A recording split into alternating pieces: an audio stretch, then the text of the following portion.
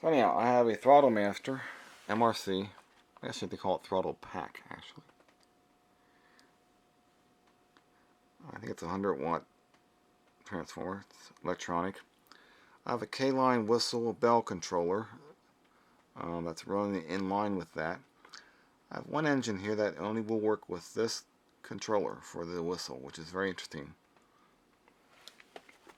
Next to that is a Rail King transformer, a big one. And I got two more MRC transformers for the two center tracks, and the silver one in the end is a Kline larger transformer, which also has bell and whistle control options. And I have that as an optional one that can run on either one of these two center rails.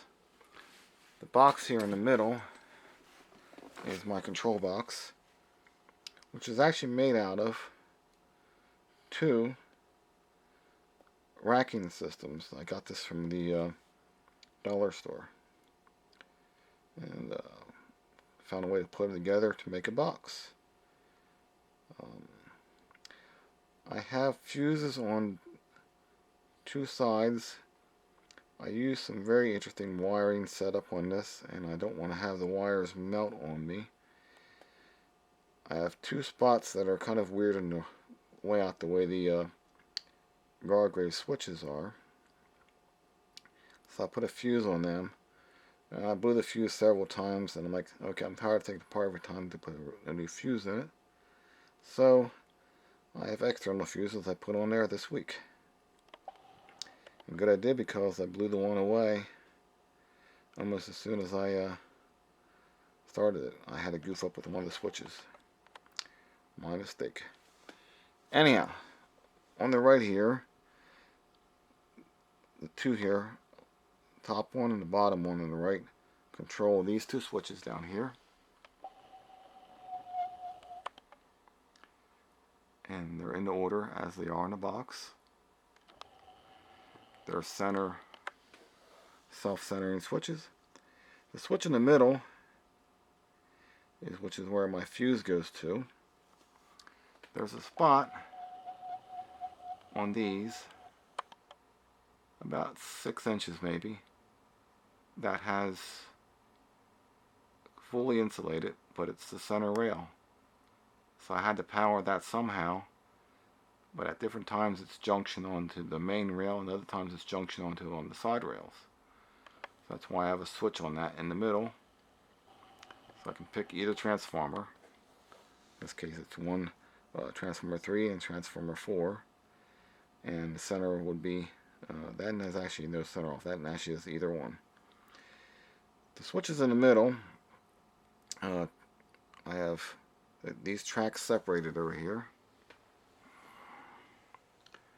That there's actually 6 power centers, 3 on this side and 3 on that side. So therefore I have 3 switches.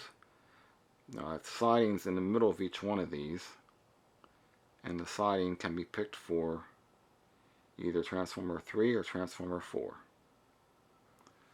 And that's why we got the 3 switches in the middle. Actually 6, I should say. On the left it's just the same as the one on the right, but it's for the left set of switches and the left center rail of the area between the 2 switches. The 2 switches at the top go to my transformers.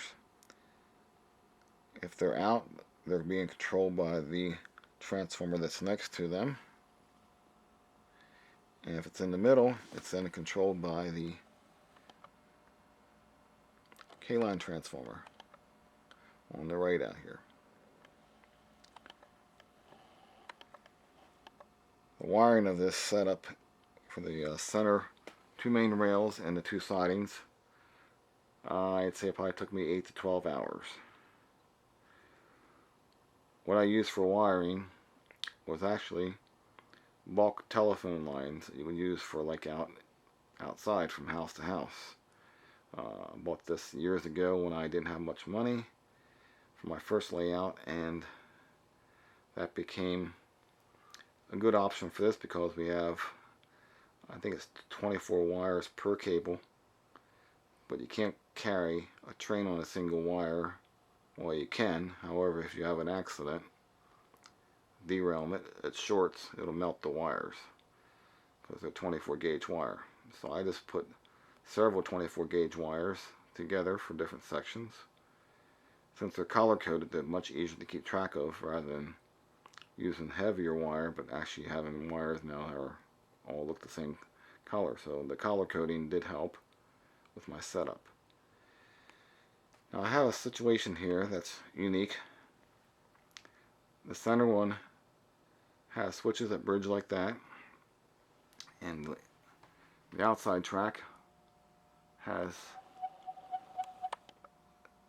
the opposite bridging.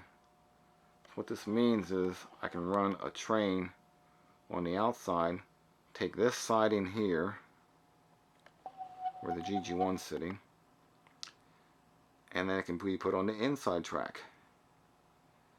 And the reverse is true as well. I can take the train that's on the inside track, take it over to this switch here, it'll go out here on this siding, and then it can come out over here to the outside track, which is number 3. So this way I can switch trains from track to track, as well as I have sidings to park trains. This is a small version of what I had many years ago. I had a much bigger place in the basement where I lived years ago. Sadly, that didn't work out for too long, but I was there for maybe 7-8 years. And anyhow, that's my setup for now, and it works pretty good. I'll have a operational switching back and forth of the engines and trains sometime here in the future.